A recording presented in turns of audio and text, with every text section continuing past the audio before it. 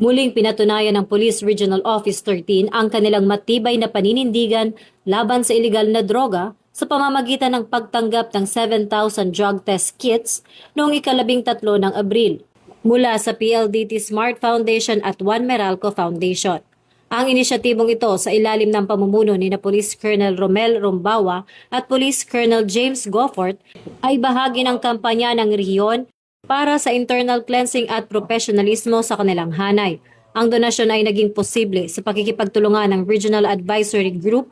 for Police Transformation and Development na nagpapakita ng aktibong pakikipag-ugnayan ng PNP sa mga pribadong sektor upang mapanatili ang integridad ng organisasyon. Mariing binigyang diin ni Regional Director Police Brigadier General Marshal Mariano Magistrado IV na ang mga kagamitang ito ay gagamitin upang tuluyang walisin ang mga scalawags o tiwaling miyembro ng kapulisan sa rehiyon ng Caraga. Ayon kay Maestrado, ang hakbang na ito ay hindi lamang para sa pagpapatupad ng disiplina, kundi para na rin sa pagpapatatag ng tiwala ng publiko sa kapulisan. Tiniyak ng pamunuan na magiging masigasig ang kanilang operasyon sa pagtukoy at pagtanggal ng mga misfits sa serbisyo upang matiyak na ang bawat miyembro ng Pro 13 ay karapat-dapat sa kanilang tungkulin bilang tagapagtanggol ng mamamayan.